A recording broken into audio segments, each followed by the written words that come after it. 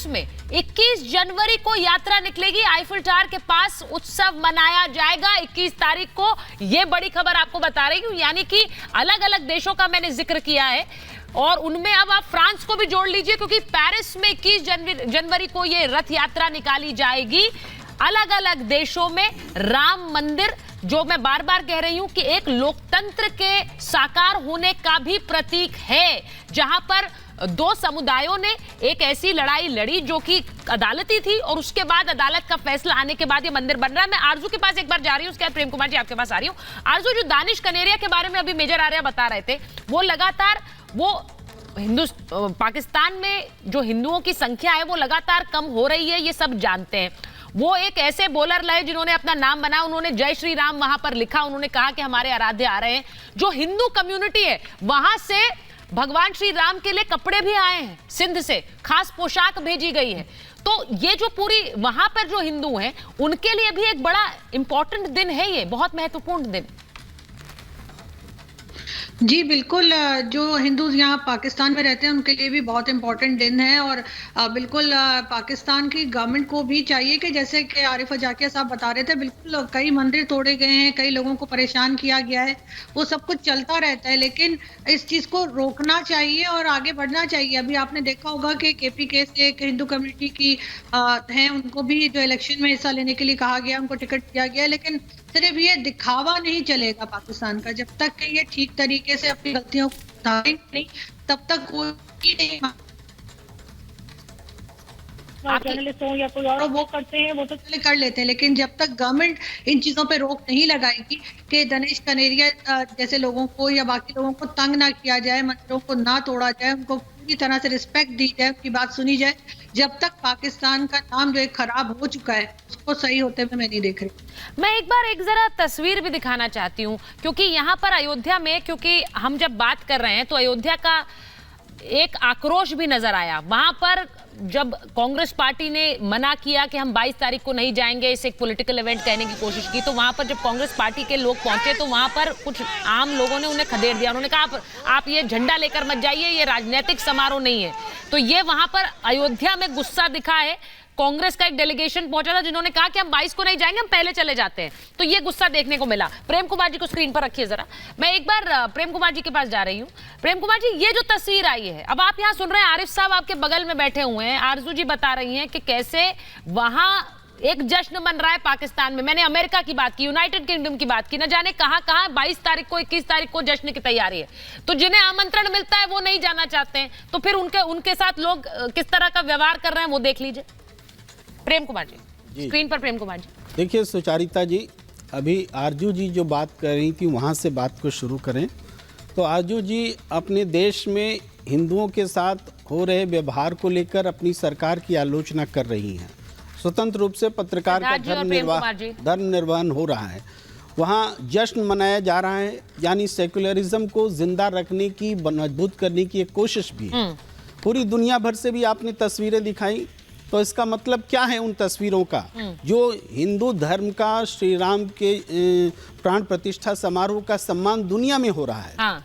इसका मतलब है कि वहाँ भी एक रेस्पेक्ट है वहाँ के अल्पसंख्यकों के प्रति। जो हिंदू वहाँ जाहिर है अल्पसंख्यक है, तो वहाँ उनके प्रति भी है।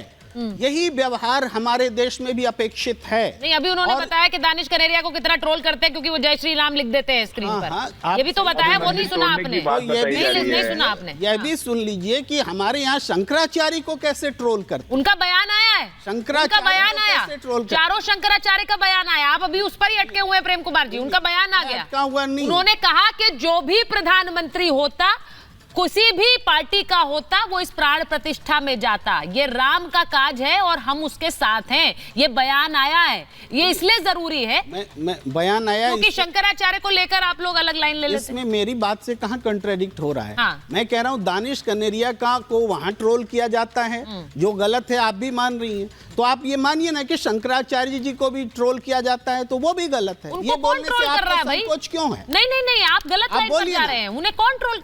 आप कैसी बात है, शंकराचार्य जी को कौन करेगा सर?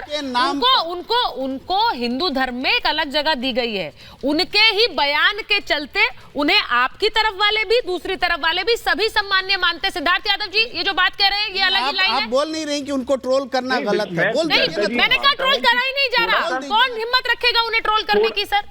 कर रहे हैं उनके वाक्य जो है आईटी सेल लगा हुआ, आप देख नहीं रहे, हम देख ही कर रहे हैं। जी थोड़ा सा विपक्ष को अपनी जो कुकर्म है उनको छुपाने के लिए ऐसी चीजों के पीछे नहीं छुपना चाहिए।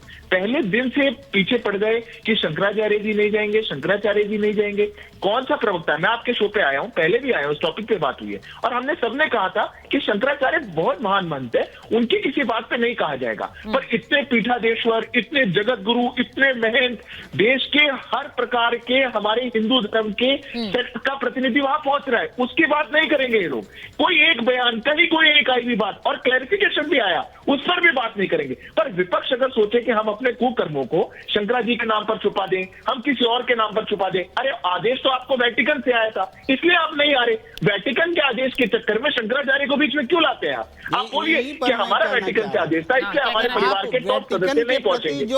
जो भाव दिखला रहे हैं, दुनिया हमारे श्री राम मंदिर के प्रतिष्ठा समारोह के प्रति वो भाव नहीं दिखा रहा है, दुनिया वेलकम कर रही। सीखिए, हम भी वेलकम कर रहे हैं। आप कहाँ हैं? आप वेटिकन के प्रति जो दुर्भाव दिखा रहे हैं, दुनिया वेलकम कर रही है। दुर्भाव वेटिकन के प्रति नहीं है प्रेम कुमार जी, वो इटली को लेकर तंज कस रहे हैं, आप इटली को लेकर तंज करते रहते हैं सुधार्थ यादव जी हमेशा। अरे प्रेम जी कमाल बात करते हैं आप, इतने समझदार हैं मैं जानता हूं, पर आप ऐसे एक्ट करेंगे कि आप नहीं समझ पा रहे तो फिर गलती हो जाएगी, फिर मुझे खुलकर कहना पड़ेगा, वो आपको चुप जाता है ज्यादा। पर मेरा विषय यह है कि अगर हमारे देश में एक पॉलिटिकल पार्टी, वैसे विदेशी मेहमान है, घर की ज्यादा चर्चा नहीं करूंगा मैं, पर फिर भी अगर हमारे देश में एक पॉलिटिकल पार्टी जैसा विश्व कर रहा है वो वैसा भी नहीं कर पा रही, तो देश में तो बहिष्कार होगा ना सुचारता जी।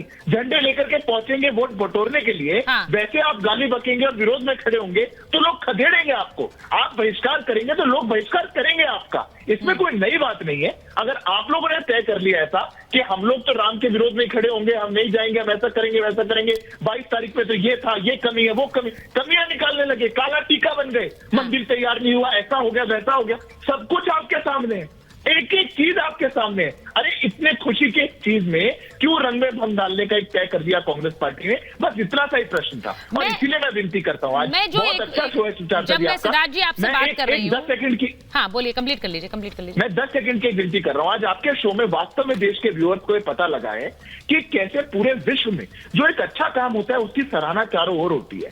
और मैं कांग्रेस पार्टी से भी आग्रह करूंगा, देरी नहीं हुई है, हुए हैं पाप, प्रायश्चित कर लीजिए।